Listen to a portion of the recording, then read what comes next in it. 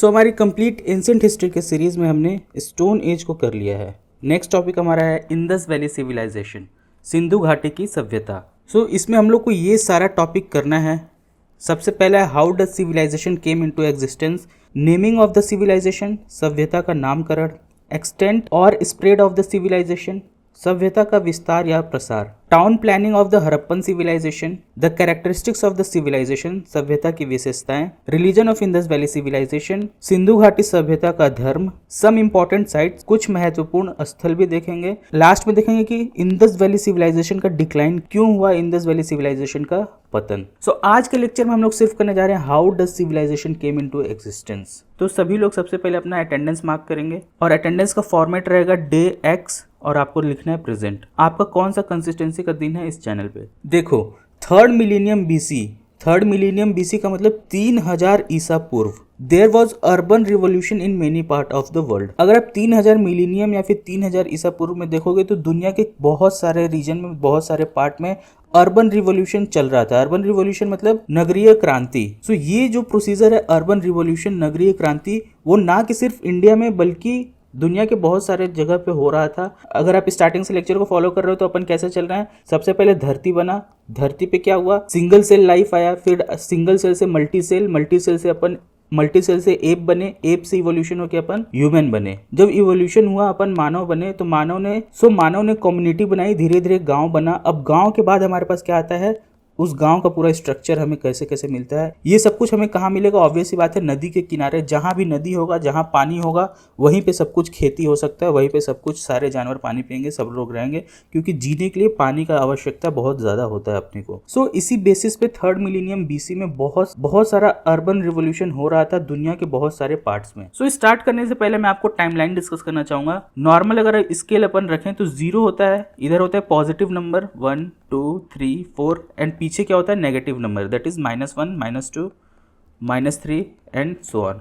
लेकिन हिस्ट्री में अपन कैसे करते हैं, 0 की जगह अपन क्या रखते हैं, birth of Jesus Christ. Birth of Jesus Christ को अपन क्या लेके चलते हैं, रेफरेंस लेके चलते हैं, दैट इज 0। उसके आगे अपन लेके चलते हैं एडी, जैसे 1 2 3 1000 AD, then so on 2000 AD. और उसके पीछे जाएंगे तो अपन नेगेटिव में नहीं जाते हैं। अगर मैथमेटिक्स में आप जाओगे तो क्या होता है नेगेटिव नंबर, लेकिन हिस्ट्री में नेगेटिव ना जाके हम लोग क्या लिखते हैं BC, 1000 BC, 2000 BC and 3000 BC, 3000 BC. तो एडी का मतलब होता है एनो डोमिनी, मतलब after the birth of Jesus Christ. और हिंदी में इसको क्या बोलेंगे, ईस्वी या फिर ईस्वी सन, और शॉर्ट में क्या लिखेंगे इस तरह ई। सिमिलरली बीसी का मतलब होता है बिफोर क्राइस्ट। बिफोर क्राइस्ट मतलब जैसे मैथमेटिक्स में नेगेटिव नंबर है, हिस्ट्री में क्या है बीसी है, इसका मतलब क्या होता है before the birth of Jesus Christ. और इसको हिंदी में क्या बोलते हैं ईसा पूर्व, और शॉर्टकट में देख लो ऐसे लिखते हैं। So I was talking about 3000 millennium BC में, 3000 बीसी में। सो दुनिया के बहुत सारे कोने में क्या चल रहा था, अर्बन रिवोल्यूशन, दैट इज नगरीय क्रांति। तो दुनिया के किस किस पार्ट में ये हो रहा था, Mesopotamian civilization, that is Mesopotamian सभ्यता, इजिप्शियन सिविलाइजेशन, मिस्र की सभ्यता, इंडस वैली सिविलाइजेशन, सिंधु घाटी की सभ्यता, चाइनीज सिविलाइजेशन, चीनी सभ्यता एंड देन ग्रीक सिविलाइजेशन, यूनानी सभ्यता। ये सारे जगह पे हमें किस चीज का एविडेंस मिलता है, अर्बन रिवोल्यूशन, नगरीय क्रांति। अगर ऐसे लिस्ट बना के याद करोगे तो आपको लाइफ टाइम में कभी नहीं याद होगा। तो इसको याद करने का सबसे बेस्ट तरीका क्या है कि इसको कहाँ प्लॉट कर दो, वर्ल्ड मैप पे। तो इसको अपन वर्ल्ड मैप पे प्लॉट करके देखते हैं। तो आप देखोगे कि इजिप्ट के पास क्या चल रहा था, इजिप्शियन सिविलाइजेशन, देन ग्रीक के पास क्या चल रहा था, Greek civilization, Mesopotamian civilization world के इस पार्ट में चल रहा था, इंडस वैली सिविलाइजेशन इंडिया के आसपास चल रहा था, चाइनीज सिविलाइजेशन कहाँ चल रहा था, चाइना में। और एक चीज आप नोटिस करोगे तो ये सारे सिविलाइजेशन कहाँ पे चल रहे थे, जहाँ कहीं ना कहीं बड़ी बड़ी नदियां अपने को मिलती हैं। जहाँ पे नदी रहेगा वहीं पे लोग अपना गांव बसाएंगे, वहीं पे धीरे धीरे फैमिली का कॉन्सेप्ट स्टार्ट हुआ, वहीं पे धीरे धीरे कल्चर का जन्म हुआ। इसलिए आप नोटिस करोगे तो वर्ल्ड मैप में जहां भी नदियां हैं वहीं पे आपको ये सारी सिविलाइजेशन फलता फूलता हुआ दिखेगा। सो अपन वर्ल्ड हिस्ट्री नहीं पढ़ रहे हैं, अपन क्या पढ़ रहे हैं, एंशिएंट हिस्ट्री, वो भी इंडिया का। तो हमारा फोकस सिर्फ और सिर्फ किस पे रहेगा, इंडस वैली सिविलाइजेशन। इन सब की डिटेल में नहीं जाना है, बस 1-2 पॉइंट्स है जो आपको ध्यान रखना है। और ये सारी कहानी दुनिया में किस टाइम पीरियड में चल रहा था, 3000 बीसी, मतलब थर्ड मिलीनियम बीसी में। जो इन सब में छोटा छोटा बात आपको ध्यान रखना है वो एक एक करके बता देता हूँ।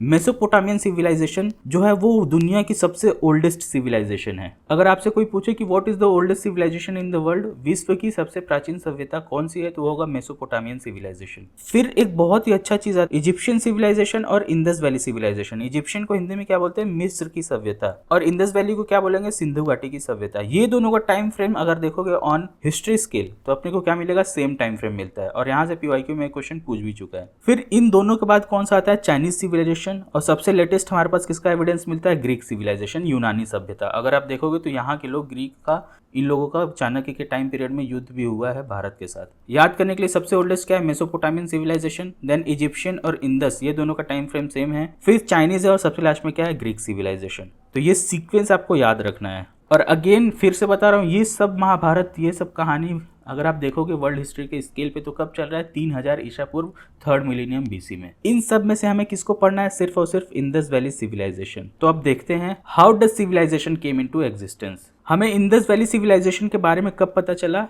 अर्ली 19th सेंचुरी, 19वीं शताब्दी के प्रारंभिक काल में। हमारे यहाँ अगर आप हिस्ट्री देखोगे एज ए हिस्ट्री सब्जेक्ट, तो हिस्ट्री को लिखा नहीं जाता था।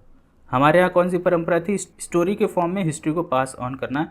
दैट इज़, अगर आप देखोगे तो हमारे पास बहुत सारी स्टोरीज हैं जो रामायण की होगी, आप अपनी दादी मम्मी से सुनते हुए आए होगे, नानी दादी से, वो आप पास करते हो नेक्स्ट जनरेशन को with the words of mouth. Similarly Mahabharata का स्टोरीज भी ऐसे ही पास ऑन हुआ है। तो हमारे यहाँ लिखने की परंपरा नहीं थी, हमारे यहाँ क्या था, वर्ड ऑफ माउथ, कहानियों के थ्रू जितनी भी लर्निंग्स थी वो जनरेशन बाय जनरेशन पास किया जाता था। इसी वजह से आप देखोगे कि इंडियन हिस्ट्री का जो लिखित प्रमाण है, जो रिटन एविडेंस है, वो हमें कहीं भी नहीं मिलता है, यही चलते आ रहा है। इंडियन हिस्ट्री का लिखित प्रमाण कब से स्टार्ट हुआ, जब से इंडिया में कौन आया, ब्रिटिशर्स आए और मुगल आए। मुगल ने भी उतना नहीं लिखा, वो तो अपने ही काम में बिजी रहते थे। लेकिन ब्रिटिशर्स जब इंडिया में आए तो इंडिया में वो लोग जो डॉक्यूमेंट करते थे, उन्होंने इंडिया के हिस्ट्री को लिखने के पर्पज से नहीं डिज़ाइन किया था। वो जितना भी ट्रेड करते थे यहाँ से इंग्लैंड और इंग्लैंड से यहाँ तक का भारत का जितना भी खजाना लूटते थे, वो सबको डॉक्यूमेंट करते रहते थे कि कौन कितना ले जा रहा है, कौन कितना प्रॉफिट बना रहा है। तो उस डॉक्यूमेंटेशन के बेसिस को मैं एक एग्जांपल दे रहा हूँ, this is not the accurate, क्योंकि अपन अभी क्या पढ़ रहे हैं, एंशिएंट हिस्ट्री। मॉडर्न हिस्ट्री में ये सब पढ़ेंगे तो उस चीज़ को एज अ एविडेंस बना के हमारे पास क्या आता है, हिस्ट्री आता है। तो एंशिएंट हिस्ट्री में हमारे पास कोई ऐसा कुछ नहीं था कि हमें बहुत पहले ही पता चल जाए कि कौन सा है इंडस वैली सिविलाइजेशन यहाँ पे है। तो हमें सबसे पहले कब पता चलता है कि हमारे भारत में इंडस वैली सिविलाइजेशन बहुत पुरानी सभ्यता छुपी हुई है, वो हमें पता चलता है 19वीं शताब्दी में, 19वीं शताब्दी के प्रारंभिक काल में। ये सारा कहानी कब चल रहा है, 19th सेंचुरी का। इस टाइम पे आप देखोगे तो ब्रिटिशर्स जो थे, ब्रिटिश इंडिया में आए थे जस्ट अभी नया, और उन्होंने जब स्टार्टिंग में आया था तो इंडिया में उनका ये पर्पस नहीं था कि इंडिया को जाके रूल करेंगे, जाके फतह करेंगे। वो इंडिया में आए थे ट्रेड करने के लिए, व्यापार करने के लिए, ट्रेड एंड कॉमर्स के लिए। इंडिया उस टाइम क्या कहलाता था, सोने की चिड़िया। सोने की चिड़िया क्यों कहलाता था, क्योंकि दुनिया से वर्ल्ड का एक्सपोर्ट हमारे यहाँ सबसे ज़्यादा होता था। उस टाइम पूरे वर्ल्ड हिस्ट्री में जितना भी कंट्रीब्यूशन था टोटल जीडीपी वर्ल्ड का, इंडिया अकेला 25% कंट्रीब्यूट करता था। इसी वजह से हमें क्या बोला जाता था, सोने की चिड़िया। लेकिन ब्रिटिश, अब ऑब्वियस सी बात है, जहाँ वेल्थ है, जहाँ बिजनेसमैन है, जहाँ बिजनेस है, वहाँ सब कुछ हमारे यहाँ लग्जरी आइटम उस टाइम इंपोर्ट होता था, और जितना भी गुड्स एंड सर्विसेज थे इंडिया से बाहर जाया करते थे। तो ब्रिटिशर्स उसी खोज में, स्पाइसेस की खोज में, यहाँ के हैंडलूम्स, कपड़े की खोज में, यहाँ कॉटन की खोज में यहाँ पे आए थे ट्रेड करने, व्यापार करने। लेकिन उनका पर्पस कुछ नहीं था कि यहाँ आके रूल करेंगे।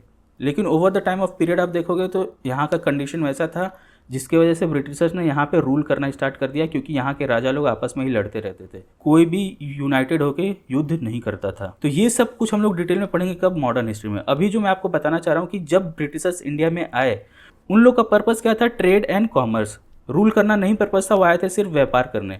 तो व्यापार करने के लिए सबसे पहले वो लोग क्या स्टार्ट किए, रेलवे लाइन बिछाना स्टार्ट किए। तो रेलवे लाइन जब बिछाना स्टार्ट किए तो वहाँ पे जो एक ऑफिसर था उसका नाम था चार्ल्स मैसन। उसने क्या किया कि इस पार्ट में, इंडिया के इस पार्ट में रेलवे लाइन बिछाने के लिए जाके सर्वे किया। तो वहाँ पे उसको बहुत सारा जैसे पॉटरी मिला, बहुत सारा ईंटें मिली, बहुत सारा छोटा मोटा ऊपर का घर का सतह दिख रहा था, बहुत सारा आर्टिफैक्ट्स मिला, जैसे गहना मिला, बहुत सारी मूर्तियाँ मिली, जो उसको लग रहा था कि ये इस सदी की तो नहीं है, इस टाइम पीरियड का नहीं है। तो उसने प्रिडिक्ट किया कि यहाँ पे एक पुराना सिविलाइजेशन का एग्जिस्टेंस हो सकता है। तो चार्ल्स मैसन 1829 में क्या रेलवे लाइन का आप देखोगे तो भारत में क्या कर रहे थे, भारत का जो राजस्थान और पाकिस्तान, पंजाब, गुजरात वाला एरिया है, यहाँ पे रेलवे लाइन बिछाने के लिए सर्वे करने आए थे। तो यहाँ पे उनको बहुत सारा आर्टिफैक्ट्स मिला, प्रिमिटिव आइटम्स मिला, पॉटरी मिला, बहुत सारे टूटे फूटे बर्तन मिले जो कि इस जमाने के नहीं लग रहे थे। इसी बेसिस पे इन्होंने क्या डिसाइड किया कि यहाँ पे एक सिविलाइजेशन हो सकता है जो कि बहुत पुरानी हो। तो इनका उतना काम नहीं था, इन्होंने बस बोला था कि यहाँ सिविलाइजेशन का एग्जिस्टेंस हो सकता है।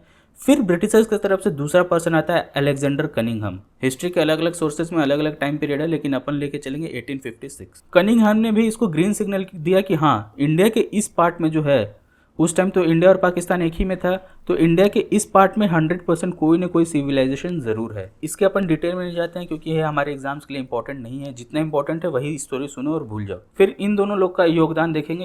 ये दोनों लोग इंडियंस थे, ब्रिटिशर्स नहीं थे। पहला कौन है, चार्ल्स मेल्सन। दूसरा कौन है, अलेक्जेंडर कनिंघम। तीसरा कौन है, John Marshall. John Marshall he was the archaeologist. ये प्रॉपर आर्कियोलॉजिस्ट थे। और 1924 में देखो, अप्रॉक्स 100 साल बाद आप देखोगे ये स्टोरी कब स्टार्ट हुआ है, 1829 में, और जॉन मार्शल कब आए, 1924 में। अप्रॉक्स 100 साल के बाद, एक सेंचुरी के बाद इसको सीरियसली लिया गया ब्रिटिशर्स के द्वारा। और फिर इन्होंने देखते ही बता दिया कि यहाँ पे 100%, इसमें कोई डाउट ही नहीं है कि यहाँ पे 100% कोई ना कोई सिविलाइजेशन है। क्यों? क्योंकि इन्होंने जब देखा तो जो इंदस रिवर है उसके आसपास, इंदस की बहुत सारे ट्रिब्यूटरीज हैं, उसके आसपास बहुत सारा ऐसा चीज़ मिला। और इसके पहले भी जॉन मार्शल ने बहुत सारे सिविलाइजेशन का खोज कर लिया था। इंडिया में ये पूरा रीजन को देखते ही उन्होंने बोल दिया कि यहाँ पे सिविलाइजेशन है।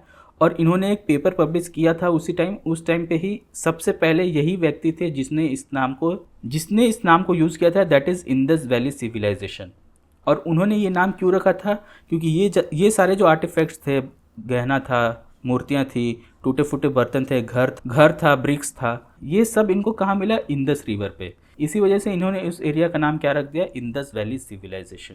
तो ये चार्ट आपको याद रखना है। और ये दो नाम मैंने आपको बताया था, दयाराम साहनी और फिर आर.डी. Banerjee, that is Rakhal Das Banerjee. ये दोनों लोग इंडियंस थे जिनका योगदान है इंदस वैली सिविलाइजेशन के ढूंढने में। दयाराम साहनी ने क्या किया, हड़प्पा में व्यवस्थित खुदाई शुरू करवाई थी। और आर.डी. बनर्जी ने क्या किया, मोहनजोदारो में खुदाई की और महत्वपूर्ण अवशेषों की पहचान की। तो ये बस एज अ फैक्ट आप इन दोनों लोग का नाम याद कर सकते हो, क्योंकि ये एग्जाम क्या है, ऑब्जेक्टिव एग्जाम है। ऑब्जेक्टिव एग्जाम में क्या होता है, क्वेश्चन सामने रहता है और हमारे पास आंसर भी सामने रहता है। तो अपने को ये नहीं, एक एक फैक्ट दिमाग में नहीं होना चाहिए। अगर आपने पढ़ा है, आंसर आपके सामने दिखेगा तो आप मार्क कर लोगे। सबसे एडवांटेज का बात यही है कि ऑब्जेक्टिव एग्जामिनेशन में आपके पास क्वेश्चन भी है और आंसर भी है।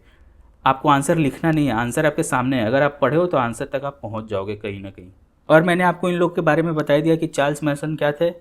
इन्होंने आइडिया दिया कि यहाँ पे सिविलाइजेशन हो सकता, जब वो रेलवे लाइन बिछाने के लिए सर्वे कर रहे थे। फिर अलेक्जेंडर कनिंघम का क्या था, ये भी हाईली कन्विंस्ड है कि यहाँ पे सिविलाइजेशन का एग्जिस्टेंस है। और लास्ट में कौन आता है, जॉन मार्शल, जो कि सबसे पहले वर्ड यूज़ करते हैं इंदस वैली सिविलाइजेशन।